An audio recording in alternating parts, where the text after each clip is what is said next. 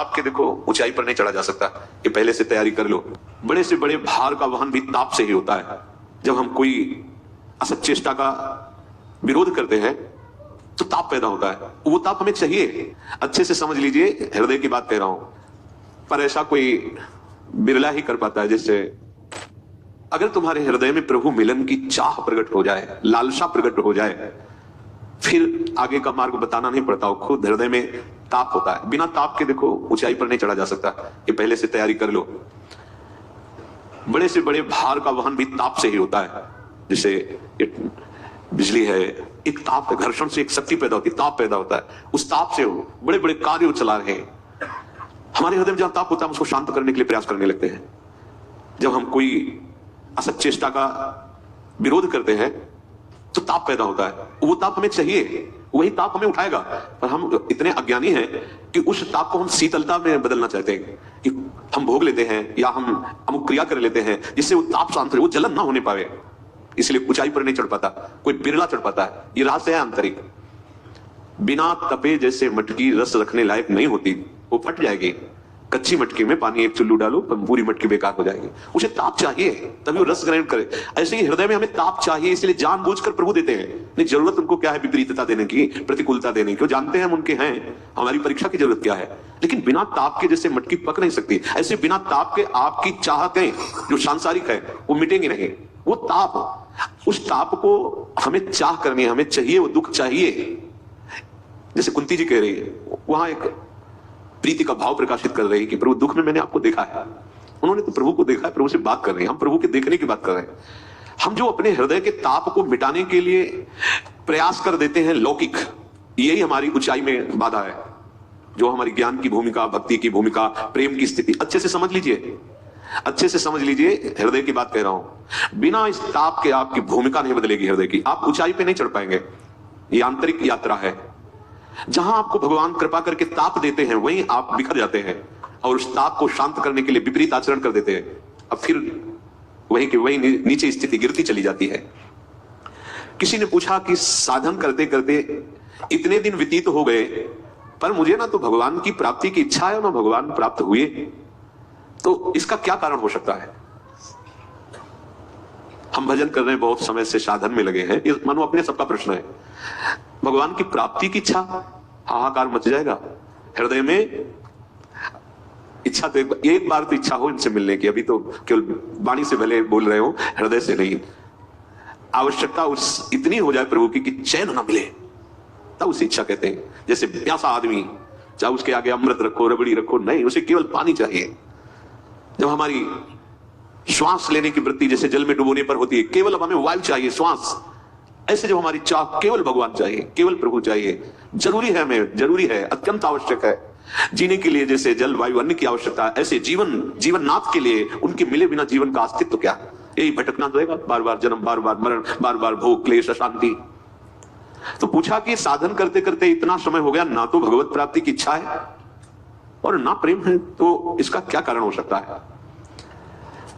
तो आपको सच्ची बताएं, महापुरुषों के वचन है, इसमें आपका विषय सेवन है प्रधान कारण। ये जो बैलेंस बना के चलते ना, मन राजी रहना चाहिए, ये सबसे खतरनाक बात यही है साधक के लिए। मन राजी होना, किस किस में राजी हो रहा है? रसेंद्री में, जनेंद्री में, नेत्रेंद्री में। साधन चल रहा है, बहुत सुंदर बात है, साधन चल रहा है, पर आप अपने हृदय की जलन को बढ़ने नहीं दे रहे हैं, उसको किसी न किसी विषय से और वही ताप आपको ऊपर उठाना है, जो उठाने वाला है उसे तो शांत कर रहे हैं। तो भाई, पहली बात यह है कि जब कभी कोई व्यापार करता है तो लाभ के लिए करता है। अगर उससे 100 रुपए की भी हानि हो जाए तो बर्दाश्त नहीं करता है। क्या जो आपने कहा कि हमारा बहुत समय से साधन भजन चल रहा है, क्या इस कोटि का आपका साधन भजन है कि आप अगर 10 मिनट भगवान को भूल गए तो आपको कैसा लगा? कुछ फर्क पड़ा? अगर आपको रोज 1000 रुपया लाभ मिलता है और आज 9 से मिले तो 100 का घाटा तुम्हें चुभेगा। लेकिन क्या तुम्हारी दिनचर्या, भजन जो भगवत प्राप्ति के लिए अवसर मिला है, इसमें प्रमाद करते हैं, भजन छूट जाता है, आपको चुभता है, आप जलते हैं? तद्विस्मरणेन परम व्याकुलते, आप व्याकुल होते हैं, इसका मतलब आपको अभी प्रभु के भजन में लाग नहीं हुआ, अभी भजन का मात्र नहीं है, एक वैसी दिनचर्या मात्र चल रही है। अगर भजन छूटने पर बेचैनी होती तो भगवान अब तक मिल गए होते, पक्का समझ लो। अरे उनके मिलने में कोई देरी नहीं है, हमारी चाह हमें दे रही है। ये शब्द ही नहीं है कि उनका हम कैसे वर्णन कर सकें। कृपा ही कृपा। वो इतने करुणामय हैं, इतने कृपालु हैं, इतने प्यारे हैं, इतने सहज दयालु हैं कि वाणी तो असमर्थ है उनकी महिमा कहने में। बस शर्त यह है कि अगर उनके मिलन की चाह, केवल उनके मिलन की चाह, वो किसी साधन पक्ष को नहीं देखते, मिल जाते हैं। पर हमारे हृदय में अभी चाह नहीं है।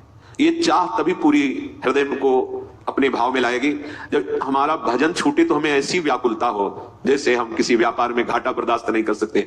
ऐसी कम से कम इतनी जलन तो होनी चाहिए। एक सीधी सी बात समझ लो, आप भगवान से मिलना चाहते हैं, ऐसी चाह हृदय में आई कि भगवान अंदर देख रहे हैं, वो देख रहे हैं कि आपकी चाह आ गई है, तो आप फिर आगे प्रश्न नहीं कर सकते कि कब वो दर्शन देंगे। आपको उसी समय से अनुभव होने लगेगा। ये हृदय की बात है। किसी से जरूरत नहीं कहने की कि भगवान अब कैसे दर्शन देंगे, आगे क्या रास्ता है। आप केवल स्मृति इतनी संभालिए कि थोड़ी देर भी छूट जाने पर व्याकुलता पैदा हो जाए, बेचैनी पैदा हो जाए, क्योंकि भगवत प्राप्ति अखंड स्मृति से होती है। तैल धारावत अपरावृत भजना, जिसका अखंड स्मरण ये कहीं दूर नहीं है प्रभु, कहीं दूर नहीं। कोई ऐसा अंदर का करण ही नहीं जिस पर वो बैठे ना हो। सच्ची कह रहा हूं, ये केवल पर्दा हटने को, ये पर्दा हटाने के लिए ही अखंड स्मृति की बात हम कर रहे हैं। अगर आपने एक बात संभाल ली कि भजन छूटना आपको बहुत चुभने लगा है, जलन पैदा होने लगी है, अशांति होने लगी, आप बहुत धन्य भाग हो गए, आप बड़भागी हो गए। आप भजन छोड़, ईमानदारी से देखो पूरी समय की दिनचर्या को। आप प्रभु से विमुख कितना समय व्यतीत करते हैं, अंदर का चिंतन कितना प्रभु से विमुख बर्दाश्त करते हैं आप। कैसे कैसे महाप्रेम की प्राप्ति हो, कैसे भगवत साक्षात्कार हो जब आप उसके सिद्धांत में नहीं चल रहे। स्मृति अखंड तैल धारावत, इसी का नाम भगवत प्राप्ति है। यहीं से सब कुछ प्राप्त हो जाता है। भगवान का मिलना दुर्लभ नहीं है। तस्याम सुलभा पार्थ नित्युक्त योगिना, उसके लिए मैं सुलभ हूं। अनन्य चेता सततम यो माम स्मृति नित्यशा, जो निरंतर मेरा स्मरण करता है। संसार के जितने भोग पदार्थ, अवस्था, पद, रुपया, पैसा, मित्र, जो भी एक तरफ ये है सब, और एक तरफ प्रभु के मिलन की चाह है। देखो आपके अंदर क्या है। ये खुद न्यायाधीश बनिए आप कि आप किस कोटि के साधक हैं, आप किस कोटि की उपासना। एक तरफ ये सब और एक तरफ प्रभु के मिलन की चाह। आप किसे स्वीकार करते हैं? बोले प्रभु के मिलन की चाह। तो फिर स्मृति अबाध होनी चाहिए।